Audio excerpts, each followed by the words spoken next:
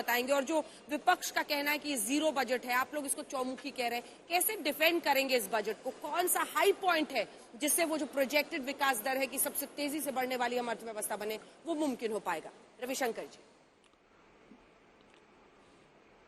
देखिए, विपक्ष तो अपनी बात कहेंगे, उनको तो कभी सरकार में 7 साल में कुछ अच्छा दिखाई नहीं पड़ा, और राहुल गांधी जी को तो और दिखाई नहीं पड़ता है, तो छोड़िए उनकी बात। आप देखिए, इस बजट का सबसे बड़ा फोकस क्या है कि कोरोना 2.5 साल से परेशानी, 150 करोड़ लोगों को टीके लगे, ऑक्सीजन एक्सप्रेस आया, वेंटिलेटर बना, हॉस्पिटल में इतनी जगह ऑक्सीजन प्लांट्स लगे, इतने इंसेंटिव दिए, इन सबों के बावजूद हम 9.2% ग्रोथ का कमिटमेंट दे रहे हैं और करके दिखाएंगे, पहली बात।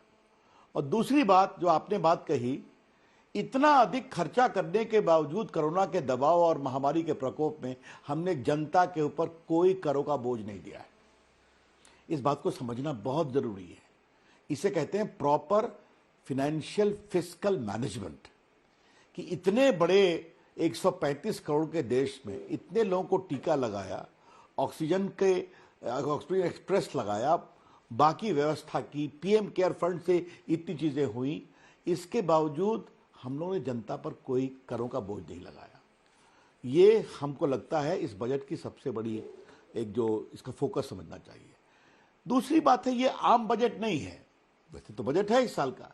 इस बजट का एक फोकस है 75 साल के भारत को हम 100 साल में कैसे ले जाएंगे, और उसके लिए भारत में क्या क्या बनेगा। अब देखिए, 25,000 किलोमीटर सड़कें बने। अब ये बताइए, भारत को एक लॉजिस्टिक हब बनाया जाए कार्गो के माध्यम से, डेटा को इंफ्रास्ट्रक्चर बनाया जाए। एग्रीकल्चर की बात तो आपने बहुत की होगी, एमएसपी उनको दिया जा रहा है, आगे भी दिया जाएगा। फर्टिलाइजर की बात, मैं कुछ बड़ी बातें आपको बताने की कोशिश कर रहा हूं। केन बेतिया रिवर को ही जोड़ने की बात नहीं है, दक्षिण भारत की 5-5 नदियों को जोड़ने का डीपीआर बन गया है। इससे पूरे जो देश के कृषि में, इंफ्रास्ट्रक्चर में, अब बताइए डिजिटल करेंसी की बात देखिए, आप डिजिटल यूनिवर्सिटी की बात देखिए। अगर आप मुझे 1 मिनट वक्त दें, थोड़ा मैं आपको अपने आईटी मंत्री के अनुभव से बताना चाहूंगा। एम्प्लॉयमेंट की बात करते हैं, अंजना जी सही लोग पढ़ते हैं, देश की गिग इकोनॉमी में कितने लोग इन्वॉल्व हैं, कभी आप लोगों ने जानने की कोशिश की है कि भारत में जो ई कॉमर्स बढ़ा है उससे कितने लोगों को एम्प्लॉयमेंट मिला है?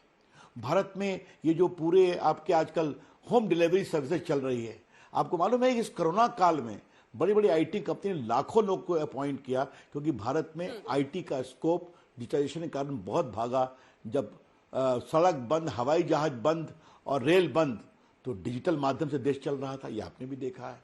तो मेरा खाली कहना है कि ये जो सारी चीजें हैं, अब देखिए पीएलआई में 60 लाख नौकरी की बात है। मैं फिर बताऊंगा, हमारे इलेक्ट्रॉनिक में पीएलआई को हम लोगों ने लाया, पहला आइटम था। 2 मोबाइल फैक्ट्री खाली थी, आज वो 270 है। आपके नोएडा में जहां स्टूडियो है, नोएडा के नोएडा में 93 फैक्ट्री आ चुकी है। आज दुनिया की सारी मोबाइल कंपनी भारत में आ चुकी है, लगभग 6 लाख लोगों को नौकरी मिली है। तो इस तरह से हम उसको और 19 सेक्टर्स में ला रहे हैं। तो जब इस तरह से नई भारत स्टार्टअप मूवमेंट का इतना बड़ा केंद्र बन गया है, मैं आपके दर्शकों को बहुत विनम्रता से बताना चाहूंगा कि भारत में अभी पिछले साल 50 स्टार्टअप यूनिकॉर्न हो चुके हैं। यूनिकॉर्न का मतलब क्या होता है? वो स्टार्टअप जिनका रेवेन्यू रोल ओवर है $1 बिलियन, यानी 7,000 करोड़। वो 25 साल, 30 साल, 35 साल के नौजवान हैं, लोगों को नौकरी दे रहे हैं, दुनिया में नाम कर रहे हैं।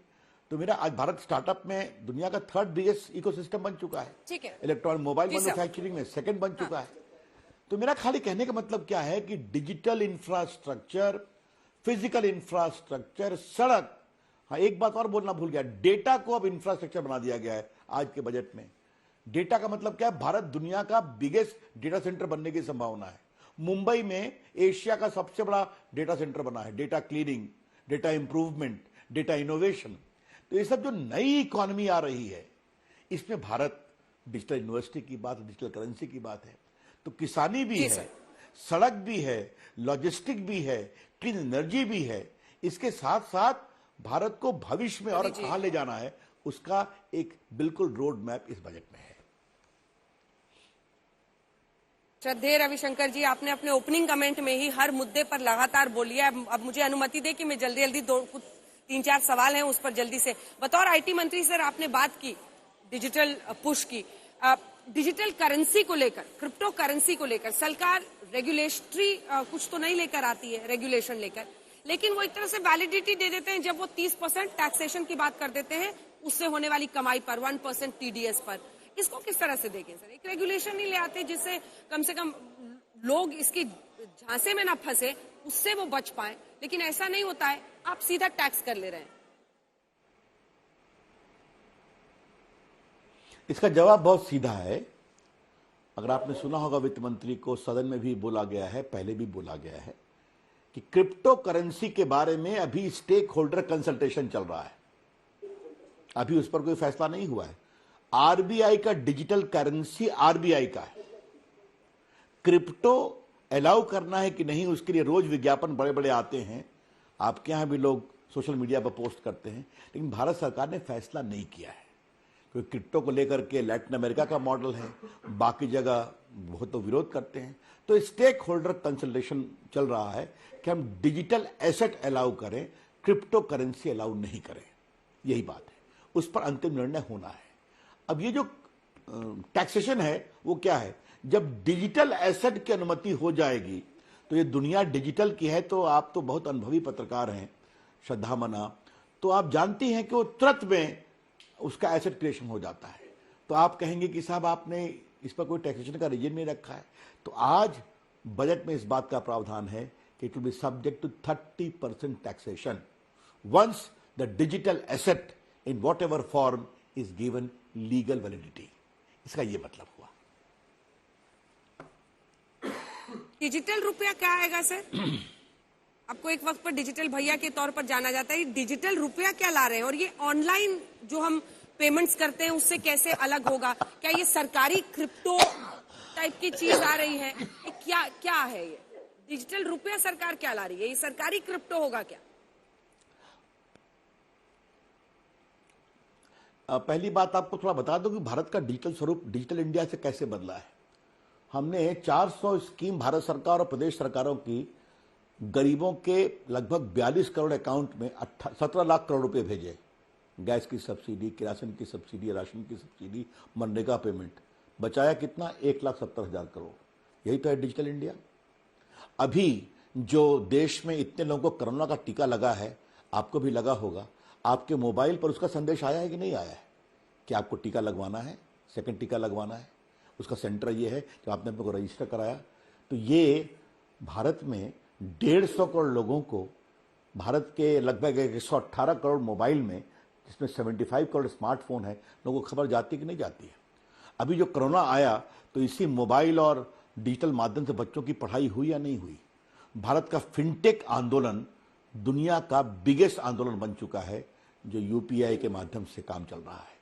तो आज गांव में जाता हूं, अंजना जी आप भी तो गांव घूमती हैं अपने टीवी कार्यक्रम में, तो मुझे सबसे खुशी होती है जब बच्चे बोलते हैं कि रवि भैया हम भी आजकल गूगलिंग करते हैं, हम भी आजकल सर्च इंजन का उपयोग करते हैं। मेरी आंखें बिल्कुल आश्चर्य से फटी रहती हैं। तो भारत के इस डिजिटल परिवर्तन को समझने की जरूरत है। अब कहने का मतलब क्या है कि जो डिजिटल करेंसी आएगी तो भारत में तो digital payment, digital delivery, digital medical health care, digital information, ये तो चल ही रहा है। ये कोई नई बात तो नहीं कर रहे हैं, लेकिन अभी तक डिजिटल करेंसी कोई अधिकृत करेंसी नहीं थी। इसीलिए आरबीआई उसको टर्म्स एंड कंडीशन के साथ घोषित करेगी और लोग उसको लेकर उसका उपयोग करेंगे। आज तो डिजिटल यूनिवर्सिटी की भी घोषणा हुई है अंजना जी, और अच्छा होगा कि उस डिजिटल यूनिवर्सिटी में डिजिटल मीडिया को भी पढ़ाया जाए, और एक आध क्लास आप भी लीजिए, ये मेरी भी शुभकामना है, ताकि देश बच्चे डिजिटल मीडिया में और अधिक पारंगत हों। तो ये डिजिटल संभावनाएं जो खुल रही है देश में, उसको भी इस बजट ने बहुत विस्तार से रखा है।